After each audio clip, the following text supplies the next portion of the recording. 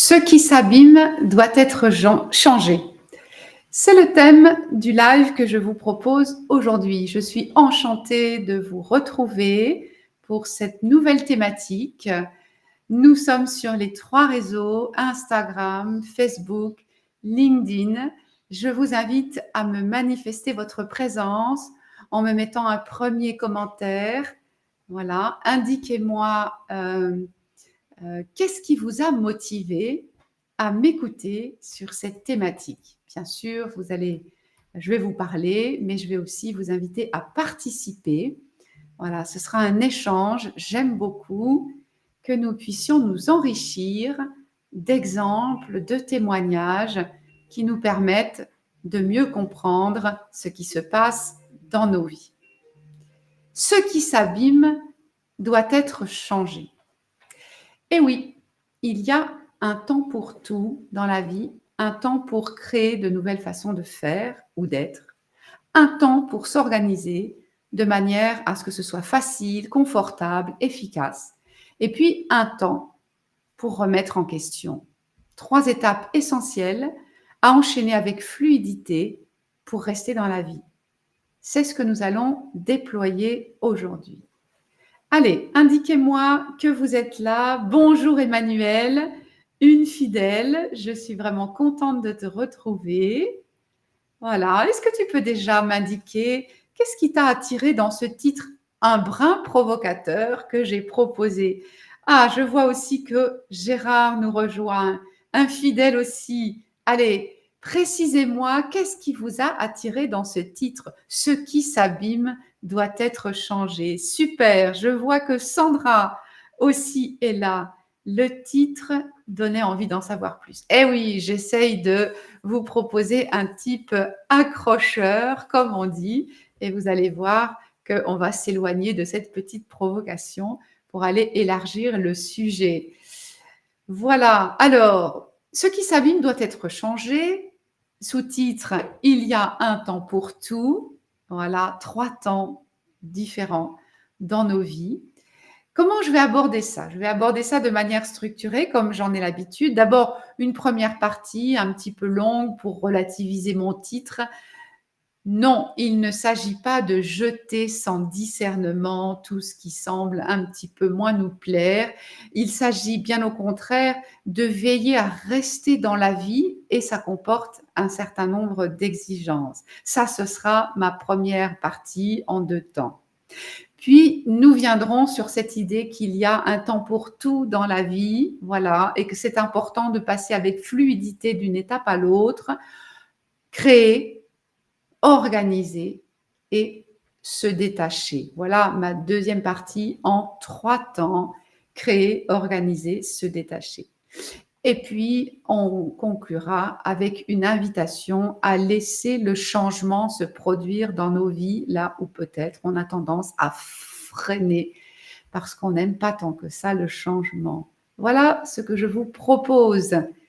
Et bien sûr, ce sera avec des apports, ce sera avec des témoignages qui me sont personnels et ce sera bien sûr avec une invitation à partager vos propres exemples, vos propres témoignages.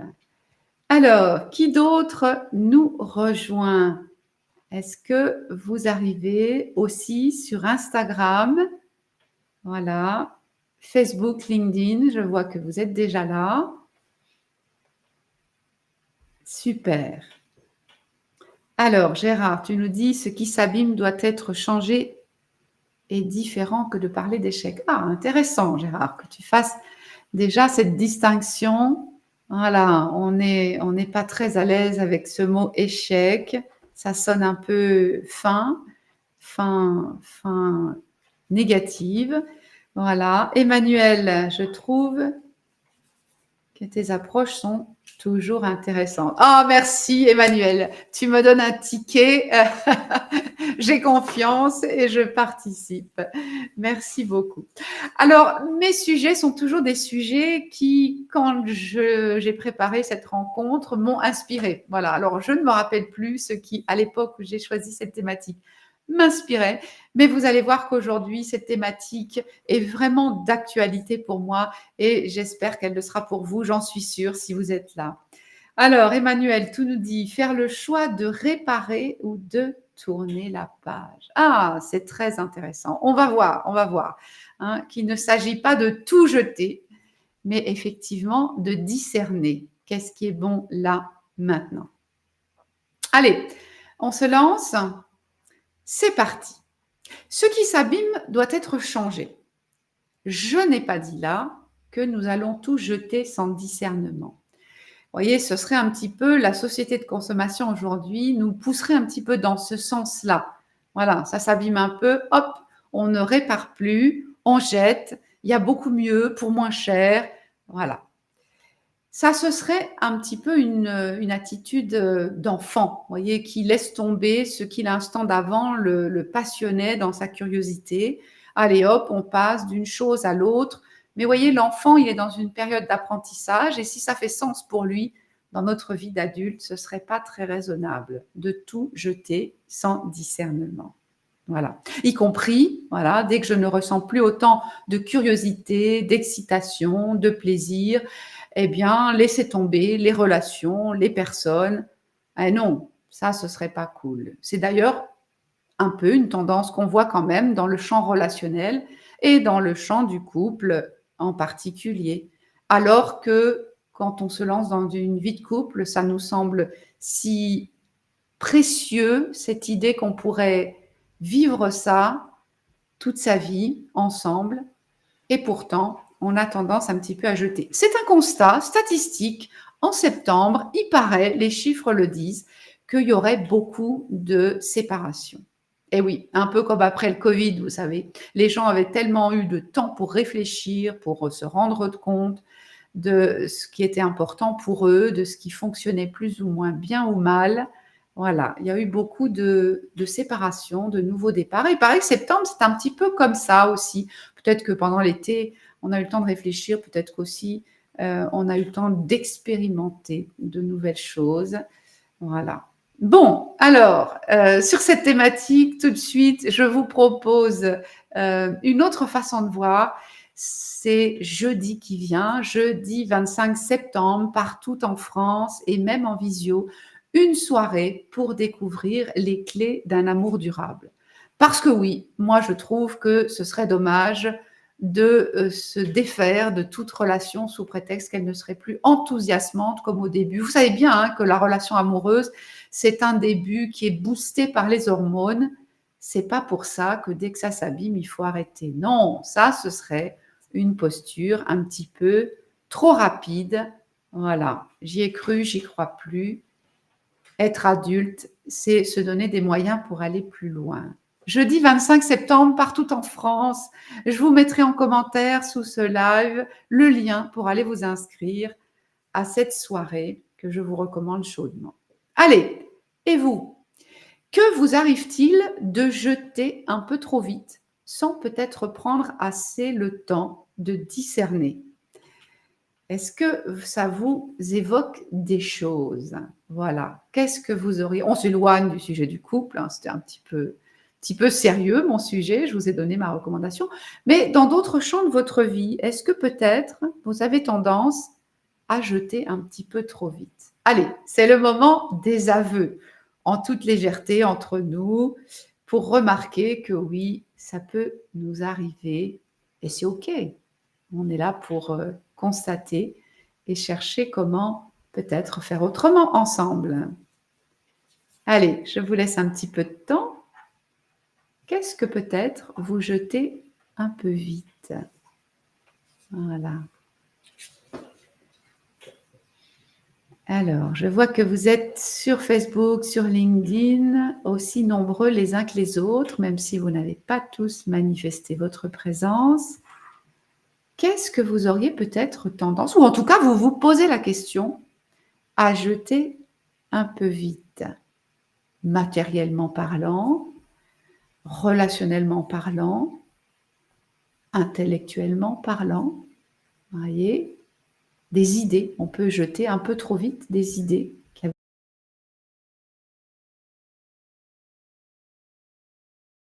Voilà.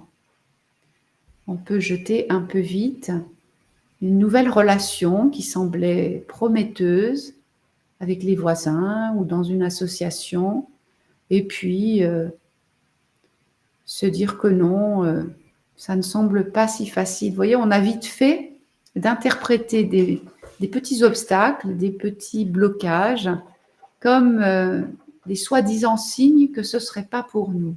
Eh bien, ça, c'est peut-être un petit peu vite dit. Voilà. Alors, Sandra nous dit, je suis plutôt conservatrice. Oui, on verra ça après. On a tous des petites tendances comme ça. Plutôt conservatrice, donc. Allez, on va avancer. Je vous laisse encore le temps. Des fois, il faut un petit peu de temps pour que les idées viennent. Et j'entre dans cette deuxième partie de mon introduction, là.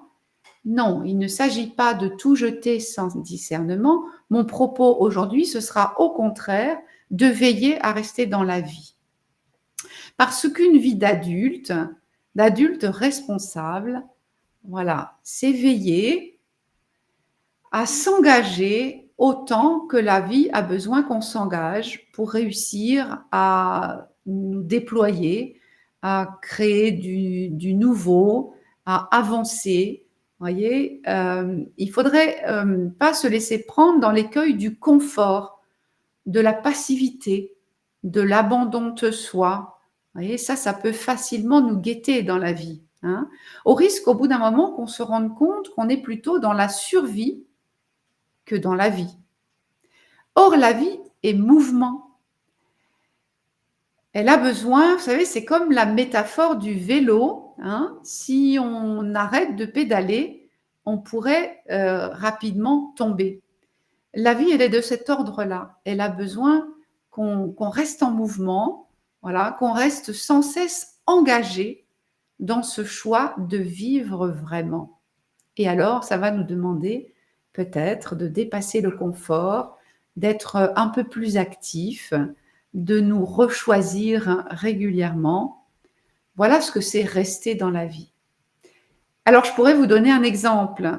Il paraît qu'il est courant. Vous voyez, il y a 11 ans maintenant, je me suis lancée dans le choix de créer une activité entrepreneuriale. C'était comme un aboutissement pour moi. J'étais là en train de réaliser cette intuition profonde que ma mission de vie, c'était d'accompagner les personnes. Voilà. Enfin, je prenais mon courage à deux mains, je quittais ma vie de salarié et je créais quelque chose de toute pièce pour pouvoir accompagner les gens. Ça me demandait beaucoup de courage ou en tout cas de confiance. À ce moment-là, j'étais boostée, donc c'était plutôt une grande confiance qui me portait. Sauf que voilà, au bout de quelques années, je me suis rendu compte que, mine de rien, je m'étais un petit peu mis sur, vous savez, sur un rail là. Allez, c'est parti, me voilà arrivée. Vous voyez, les coups de pédale dynamiques, et puis ça va le faire, je suis sur mon rail. Mais non, en fait, mais non, vous voyez, j'étais encore bien trop jeune pour être au bout de ma carrière professionnelle. Or, dans une vie professionnelle, comme dans la vie en général, il y a des cycles. Et si moi, je m'étais lancée avec enthousiasme sur cette expérience, cet aboutissement, ça y est, me voilà, j'accomplis ma mission qui est d'accompagner les gens, bah, il allait falloir quand même que je trouve d'autres renouveaux, hein. Ça ne pouvait pas être pour toute la fin de ma carrière. Voilà, il a fallu que je me remette en selle. Et vous, quand est-ce que vous avez eu l'impression de vous laisser un petit peu filer comme ça, d'oublier de pédaler? Quand est-ce que vous avez eu cette impression que vous risquiez de vous immobiliser, voire de tomber, voilà, pour n'avoir pas assez rechoisi le mouvement? Allez, je suis curieuse de vos exemples.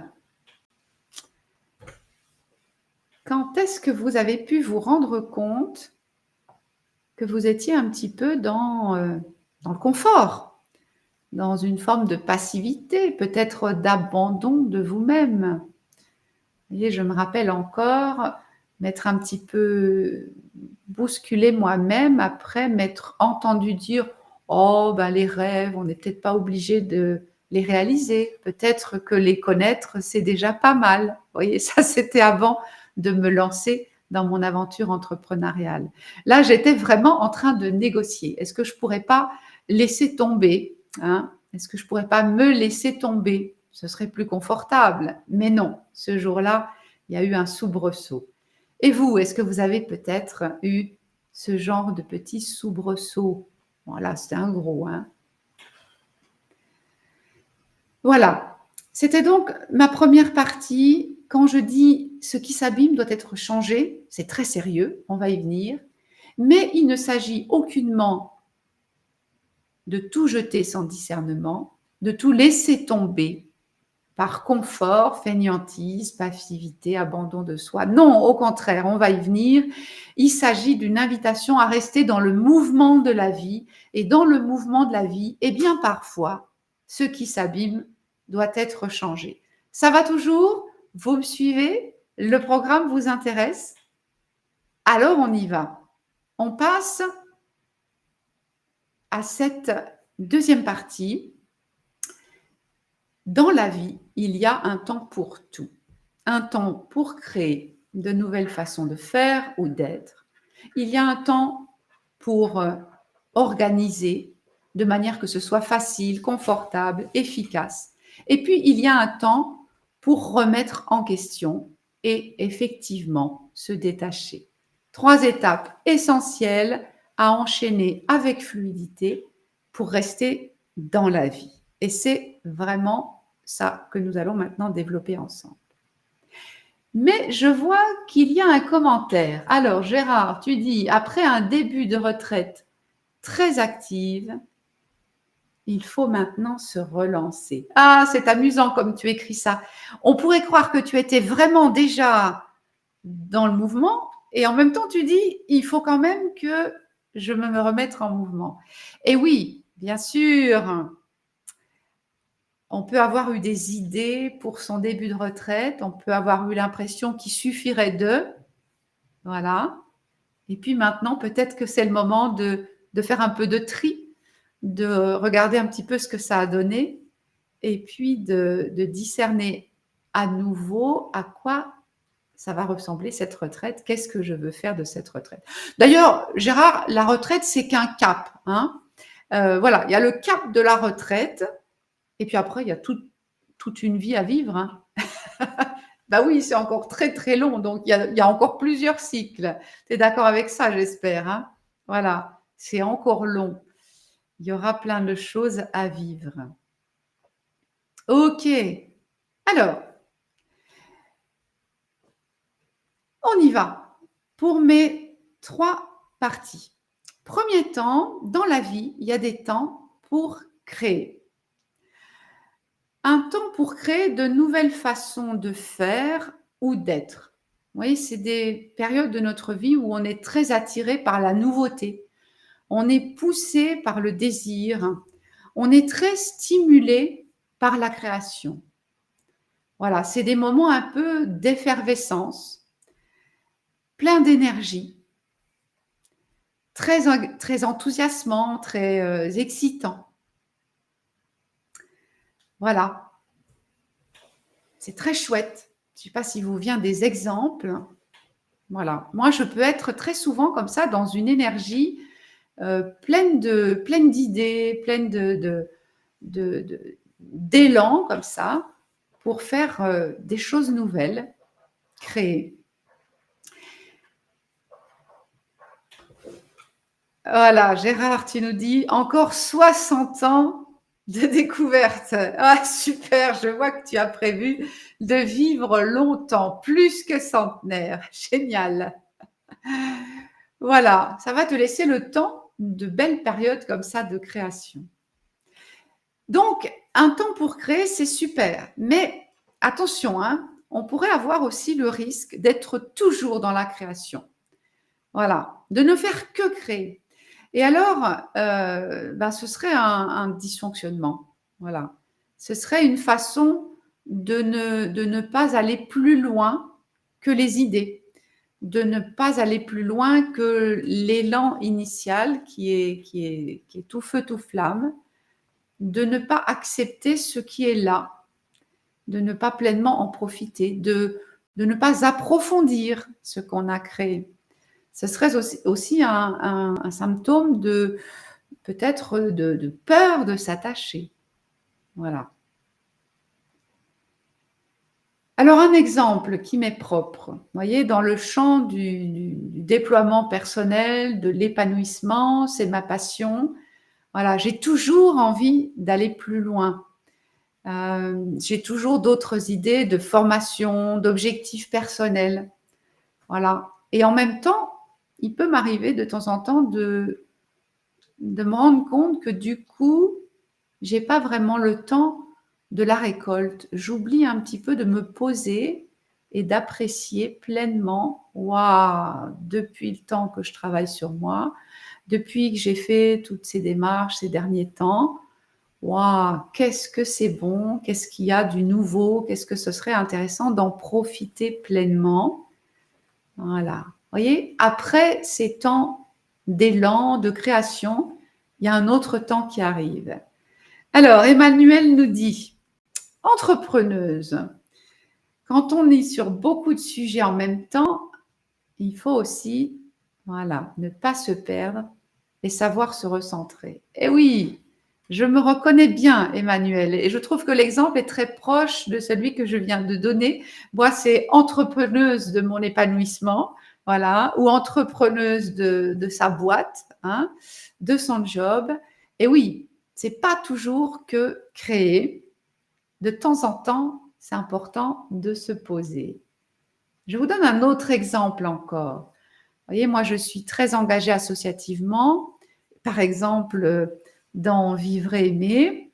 Et alors, j'ai toujours des tonnes d'idées pour déployer encore la notoriété de cette association, pour faire connaître encore la possibilité de s'aimer dans la durée avec les clés pour un amour durable. Vous voyez, j'ai des tonnes d'idées, sauf que ces dernières années, je me suis rendu compte que je n'avais plus totalement l'énergie de déployer mes propres idées. Et vous voyez, ça, c'est un côté très frustrant. Hein. Qui donc va développer mes idées? Ben non, les idées, c'est pour soi. Hein. Elles peuvent occasionnellement inspirer quelqu'un qui va les déployer, mais voilà. Hein. Il y avait quelque chose d'un petit peu déséquilibré pour moi dans cette association. Encore des tonnes d'idées et plus l'énergie pour les déployer. Vous voyez, là, ça veut dire que peut-être c'est le moment de passer à autre chose. Et vous, quelle relation avez-vous avec cette phase de création? Est-ce que vous vous sentez un peu, beaucoup, passionnément, toujours dans cette énergie de création? Allez, dites-moi, est-ce que vous vous y retrouvez? Un peu, beaucoup, passionnément, toujours, à la folie? Pas du tout. Et on ira voir ensuite qu'il y a d'autres phases, peut-être, qui vous parlent plus.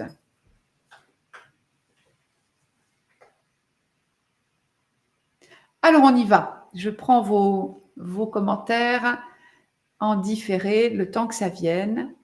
J'avance avec une deuxième étape. Dans la vie, donc, il y a un temps pour tout, un temps pour créer et un temps pour organiser. Organiser ce qu'on a créé. Faire en sorte que ce qu'on a créé soit optimisé. Voilà. De manière à ce que ça produise encore plus de bénéfices, à ce qu'on puisse le vivre de manière plus confortable. Voilà, à ce que les choses soient plus efficaces. Voilà, donc c'est un temps, un deuxième temps dans la vie pour organiser ce qui est déjà, que ce soit nous ou d'autres personnes qui les créent. C'est un temps pour stabiliser avec des procédures, des rituels, des habitudes saines. Voilà, on fait beaucoup ça dans les entreprises. Écrire des processus, des procédures, mettre sous assurance qualité, voilà, passer des audits pour vérifier que tout est bien réglé comme du papier à musique.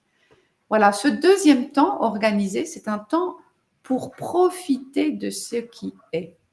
Vous voyez, dans une entreprise, quand on a créé de nouveaux produits, eh bien oui, pendant quelques années, on va essayer de gagner un maximum d'argent avec ce produit. Voilà. Est-ce que ça vous parle, ça? Un temps pour organiser. Est-ce que c'est vous, ça? Est-ce que vous vous reconnaissez là-dedans? C'est très important de savoir vivre ça.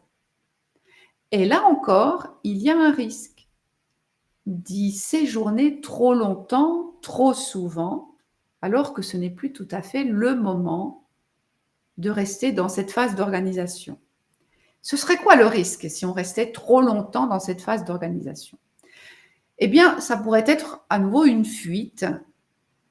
Ça pourrait être une façon de stagner dans le confort. Ça pourrait être un risque de se rigidifier.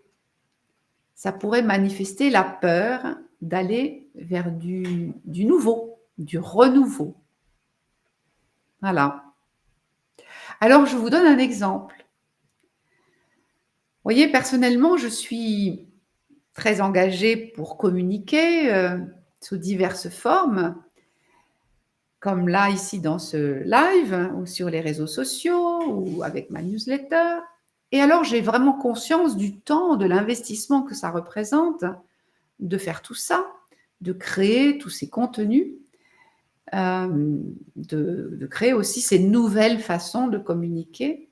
Et alors, je suis tellement consciente de l'énergie que ça représente que dès que j'ai fait un pas de plus, je voudrais absolument optimiser ce temps que j'ai consacré à créer de la nouveauté, du contenu, etc.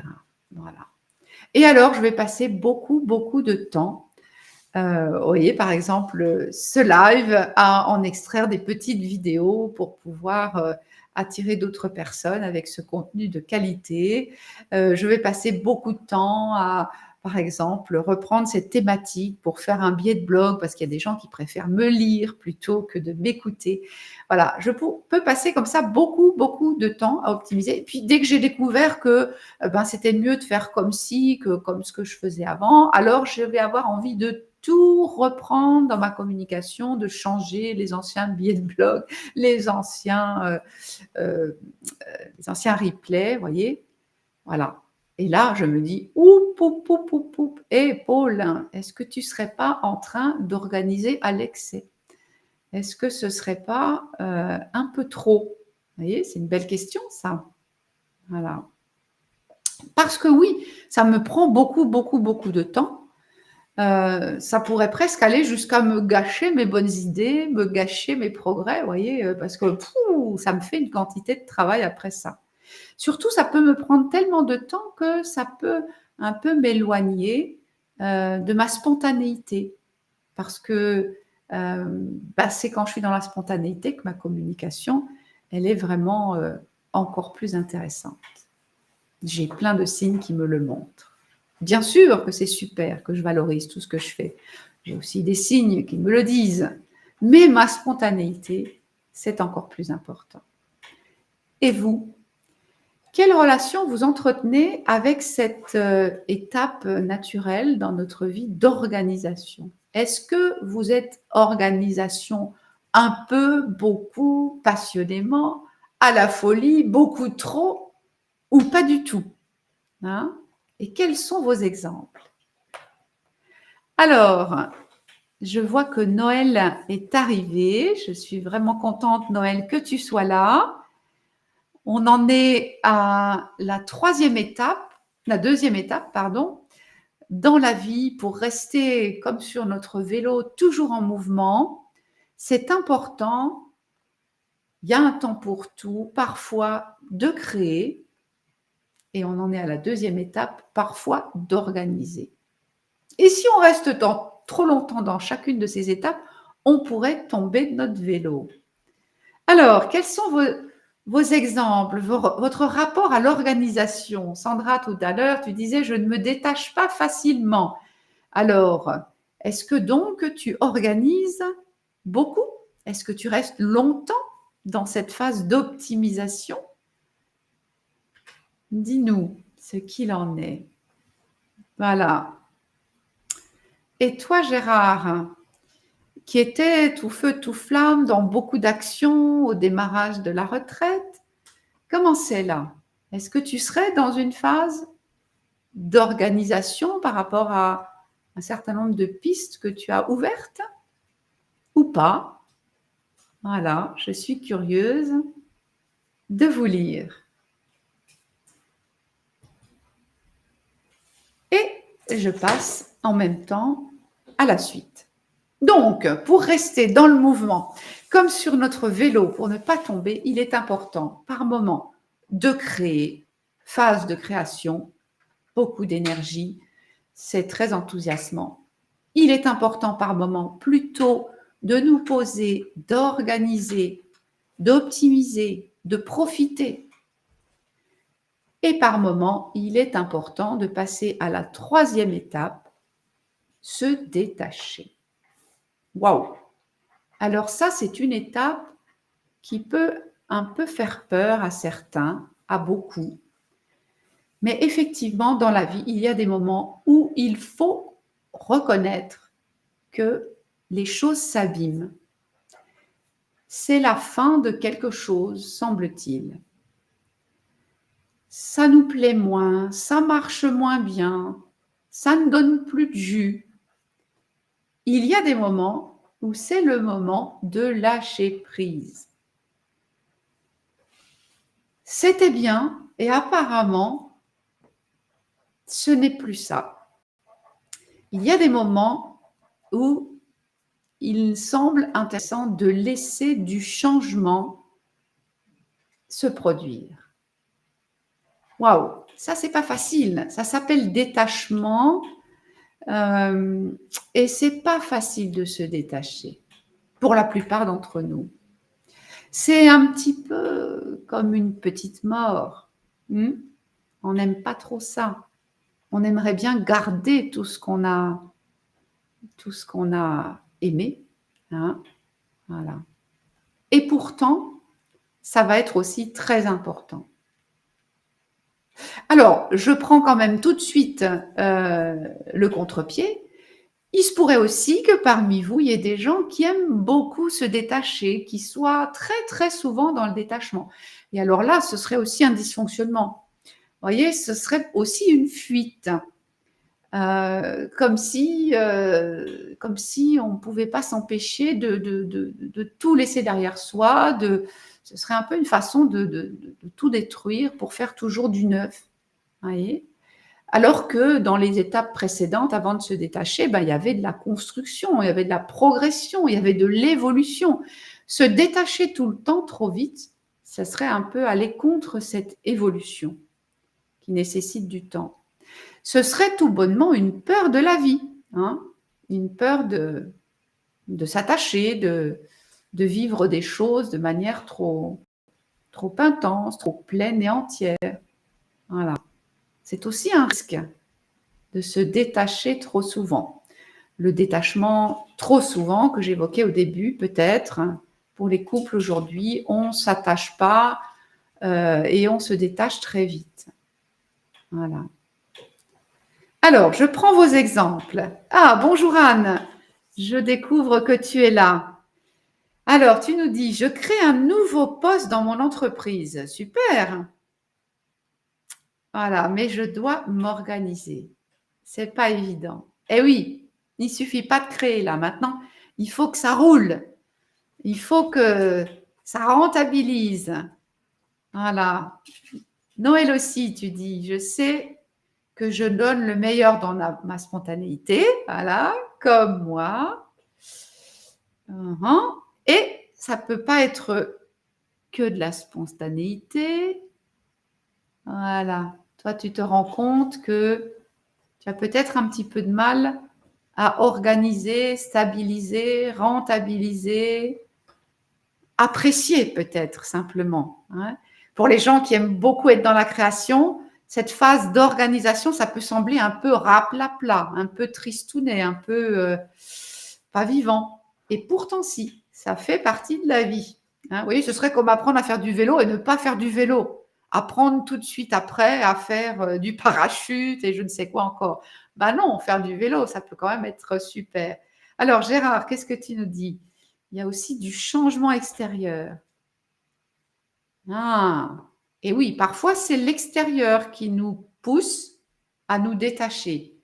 Voilà, à un moment donné, tu ne pourrais plus donner des cours parce qu'il y aurait une règle qui tombe, je connais ça, et puis paf, tu ne pourrais plus. Donc, il faudrait construire autre chose.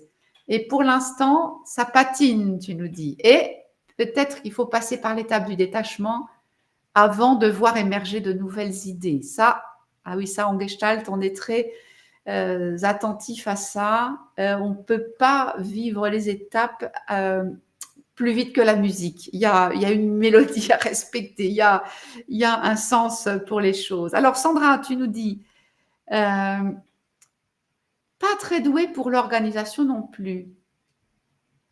Et tu y travailles. Eh oui, parce que l'organisation nous permet d'optimiser, de profiter, de voir les choses mûrir. Et c'est à partir de là qu'il va y avoir quelque chose de l'ordre du niveau supérieur qui va pouvoir arriver, sans oublier de passer par l'étape détachement. Alors, pour le lâcher prise, ça t'est arrivé plusieurs fois de changer de chorale parce que ça n'allait vraiment pas, plus vraiment dans celle-ci. Bravo, bravo. Alors moi, c'est un exemple, la chorale, vous voyez, je pouvais constater dans ma chorale, il y a des années en arrière, que les gens avaient du mal à se détacher. Ils n'avaient plus envie dans cette chorale, ils n'étaient plus, voilà, enthousiastes de ce qu'ils vivaient. Ils ne profitaient plus de cette routine chorale et ils mettaient longtemps à se détacher. 2 ans. 2 ans avant de réussir à reconnaître qu'ils ne prenaient plus de plaisir et que c'était venu le moment de passer à autre chose. Ça prend du temps de reconnaître que ça va maintenant être le moment de se détacher. Ça peut prendre du temps. Voilà. Noël, toujours beaucoup de résistance. Ah, c'est tes croyances à toi que tu as du mal à lâcher. Ah oui, on les aime, nos croyances. On les aime, elles nous ont aidés à vivre pendant toute cette vie-là qu'on a derrière nous. Et alors, les lâcher, c'est pas facile, ça fait un grand vide. Ok, je vois que tu témoignes d'avoir travaillé à ça avec moi. Merci du témoignage, Noël. Mais oui, c'est un éternel recommencement. La vie, c'est comme le vélo, il faut pédaler décidément. Et ces 3 étapes, créer, organiser, détacher, se détacher, ben, on va passer plusieurs fois par la boucle. Voilà. Et quand on a lâché une croyance, il y en a une autre qui lui ressemble comme 2 gouttes, qui vient nous faire remarquer que peut-être c'était pas tout à fait fini. Ok.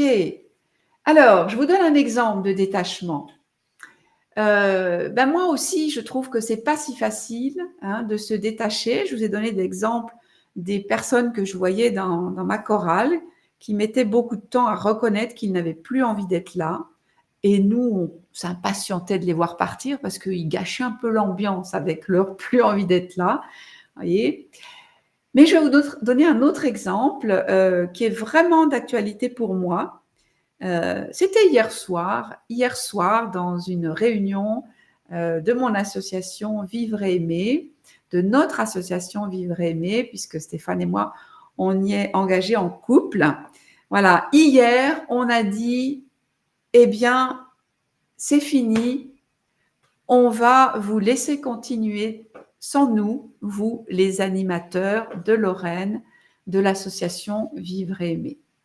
Et nous, on ne va pas quitter Vivre et Aimer, c'est trop important pour nous, mais c'est fini, on va rentrer dans les rangs des adhérents, tout simplement. Voilà, on viendra de temps en temps répondre aux invitations de l'association, mais on n'est plus de l'équipe d'animation. Eh bien, je peux vous dire que ce détachement-là, ça fait longtemps, très longtemps, très, très, très longtemps qu'on sentait que le moment était venu de se détacher. Mais c'était tellement important pour nous, cette association qui nous nourrit depuis bientôt 30 ans, qui nous permet d'être un couple épanoui aujourd'hui. C'est tellement important pour nous de pouvoir faire savoir aux gens qu'il existe cette possibilité de travailler sa relation de couple d'apprendre à s'aimer dans la durée avec des clés, voyez, eh bien, ça a été très, très difficile pour nous d'accepter, de constater qu'on n'avait plus envie d'être de cette équipe d'animateurs. On avait, comme je le disais tout à l'heure, plein d'idées pour l'équipe d'animation, mais plus l'énergie pour la déployer. Alors voilà, le moment est venu du détachement et ce matin, nous avons constaté par plein de petits signes qu'il y avait un vrai détachement qui s'opérait, qu'il y avait un vrai deuil à entamer pour nous après ce détachement. Voilà l'exemple que j'avais envie de vous donner, qui est vraiment d'actualité, qui est vraiment plein d'émotions. Et maintenant, je vous invite à me donner vos propres exemples. Alors, quelle dégradation avez-vous eu du mal à reconnaître? Une dégradation de votre désir d'être là, de votre enthousiasme à participer, voilà. Quelle dégradation avez-vous eu du mal à reconnaître? Quelle fin avez-vous eu du mal à laisser venir? Voilà. Alors, Noël, je vois c'était une blague. Les vélos électriques, pour qu'on n'ait plus besoin de pédaler. Et il faut quand même de l'énergie. Hein. Si ce n'est la nôtre, c'est celle de la batterie qu'il faudra un jour recharger.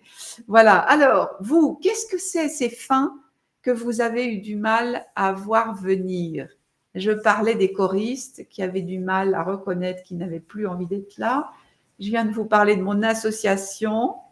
Voilà. Merci, Emmanuel. Pour ce beau commentaire. Je suis rayonnante.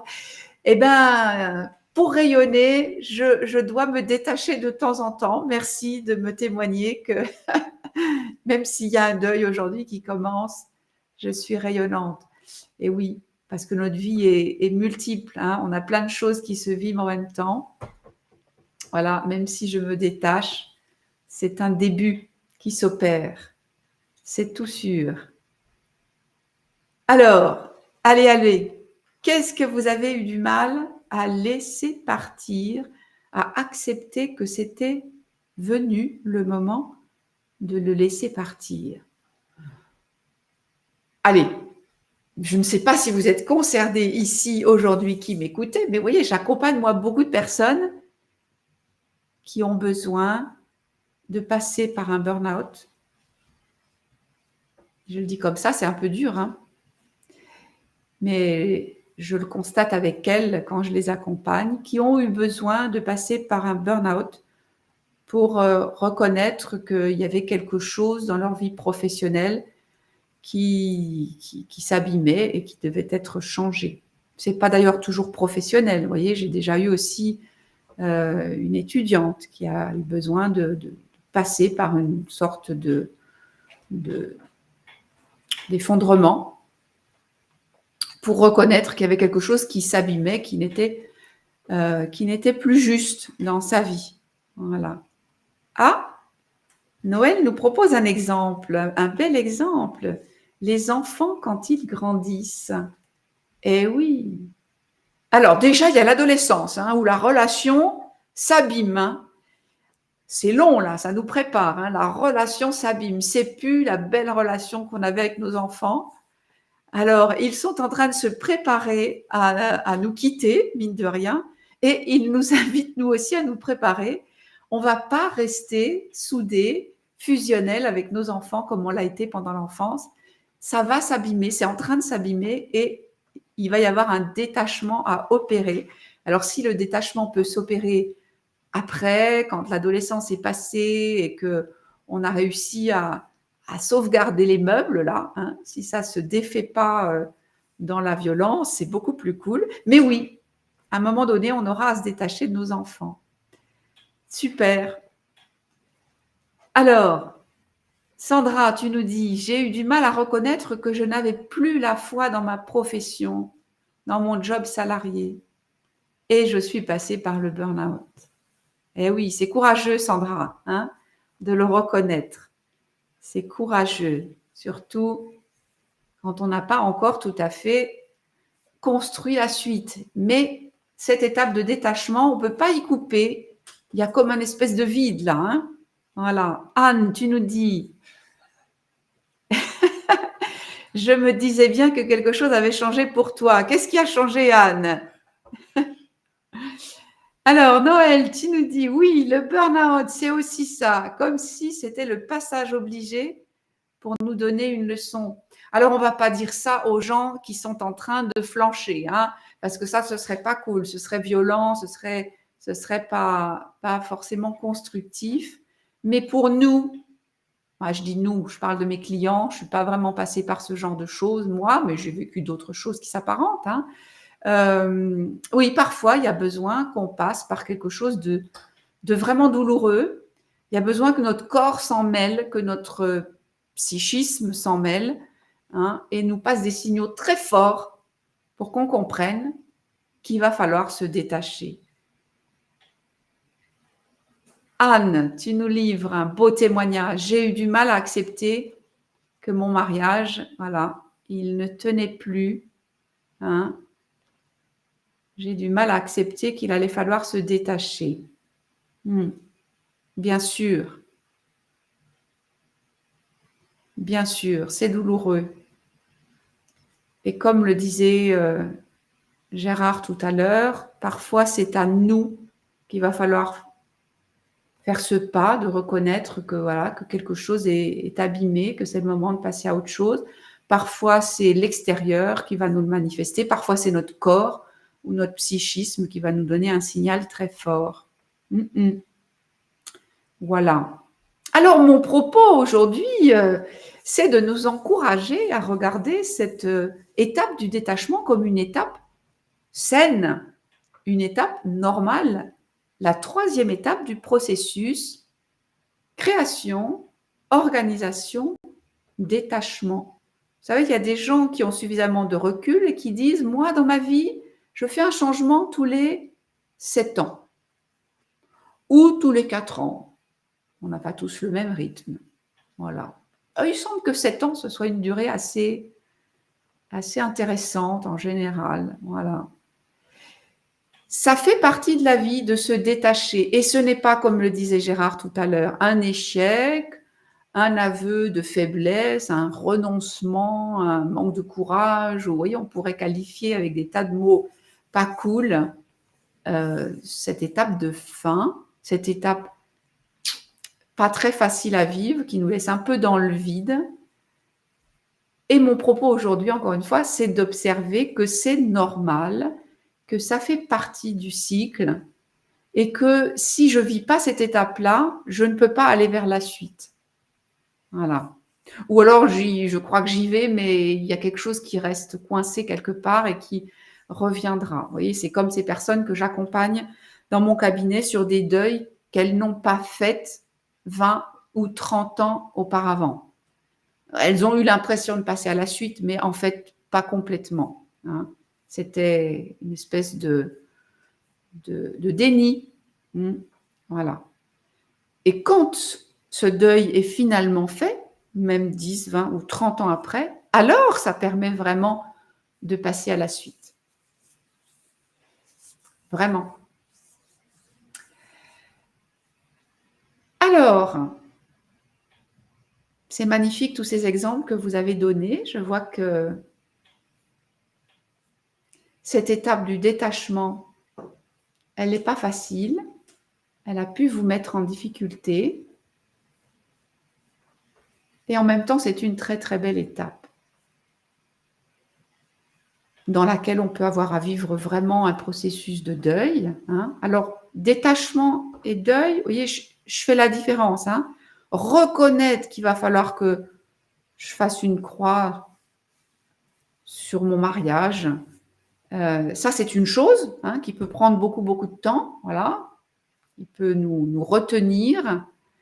Et après, une fois que je l'ai reconnu, ah ben là commence vraiment le deuil. Hein. On en parlait avec Stéphane ce matin. Vous voyez, tout ce temps qu'il nous a fallu pour lâcher cet engagement dans notre équipe d'animateurs, de vivre aimé, ça, c'est une étape. Voilà. Et maintenant que c'est fait, maintenant qu'on a dit au revoir, une nouvelle étape commence de deuil. Voilà. C'est bien pour ça qu'on résiste, hein, parce que l'étape qui vient après, ben, vous connaissez, hein, les larmes, le passage à vide, et peut-être d'autres émotions encore. Voilà. Mais qu'est-ce que ça va être bien quand on aura fini ce passage-là, parce qu'on va voir arriver de nouvelles idées, de nouveaux projets, de nouvelles relations, de nouvelles étapes dans nos vies. Voilà. Je le répète encore pour Gérard tout à l'heure, hein, qui nous disait je ne sais pas trop ce qui va se passer là, quand je ne pourrai plus donner ces cours que je donnais après ma retraite. On aime bien toujours se raccrocher aux branches, hein, inconfortable de lâcher ça. Eh bien, ce sera donc l'étape suivante que je vous propose aujourd'hui. Voilà. Pour avancer dans nos vies, pour rester vraiment vivant, pour sentir que c'est grisant de vivre, il faut continuer régulièrement à créer, puis à organiser ce qu'on a créé, puis à se détacher de ce qu'on a créé. Et donc, mon invitation pour finir, ce sera « Osons laisser le changement se produire ». Et là, j'ai noté quelques belles phrases pour cette étape-là. Vous voyez, quand on sent que c'est le moment du détachement, on peut s'encourager avec des belles phrases comme « Ce qui s'arrête peut recommencer ». La fin est promesse de renouveau. Je suis en sécurité lorsqu'une chose se termine. J'arrête de lutter, je lâche prise. Je lâche prise en toute sécurité. Voilà, j'ai pris le temps de les énumérer avec un peu de solennité, en espérant que peut-être l'une ou l'autre vous a parlé. Vous voyez, moi ce matin, avant d'arriver pour vous parler, j'ai relu mes petites notes et je me suis dit, ce qui s'arrête peut aussi recommencer. Mais oui, mais bien sûr, dans Vivre et Aimer, notre association, où nous ne sommes plus animateurs depuis ce matin, tous les 3 ans, on nous reposera la question, est-ce que vous voulez vous réengager? Waouh! On va nous reposer la question. Et si aujourd'hui on n'imagine pas se réengager, peut-être que dans 3 ans, ce sera une super bonne idée. Génial, ce qui s'arrête peut aussi recommencer. Très important, très très important. Vous voyez, je propose comme ça des sécurités à mes clients quand il s'agit de prendre une décision. Tu prends une décision tout de suite, mais tu pourras en changer. Ah oui, ça rassure. La fin est promesse de renouveau. Vous croyez à ça? C'est tous les automnes, hein, qui sont des promesses de printemps. Voilà. On le sait, on a l'habitude à force. Mais se le dire, c'est intéressant pour nous, parce que parfois, on pourrait en manquer de confiance. Je suis en sécurité lorsqu'une chose se termine. Je suis en sécurité. Vous voyez, ça, on a plus ou moins cette capacité d'affirmer ça intérieurement. Je suis en sécurité quand je lâche mon job. Bon, alors, on a une chance quand même dans notre système français, on a quand même le chômage ou les arrêts de maladie quand on est en burn-out. Je suis en sécurité. Vous voyez, on peut l'oublier, hein. Moi, j'ai beaucoup de clients qui mettent longtemps avant d'aller enfin chez le médecin chercher un arrêt de travail. Je suis en sécurité. Voilà, je vais recevoir des revenus par mon arrêt de maladie. Je suis en sécurité. En tout cas, pour la plupart. Voilà. Je lâche prise en toute sécurité. Est-ce que vous pouvez imaginer qu'il y a un filet en dessous là? Je lâche prise, il y a un filet. Je peux même imaginer d'autres choses. Vous savez, je me rappelle d'un exercice qu'on nous avait fait en conférence. On nous a invités à courir, et paf, c'était une falaise, il y avait un précipice derrière. Et on pouvait imaginer qu'il nous poussait des ailes et qu'on était en toute sécurité de sauter de la falaise. Voilà. Est-ce que je peux me créer cette sécurité intérieure?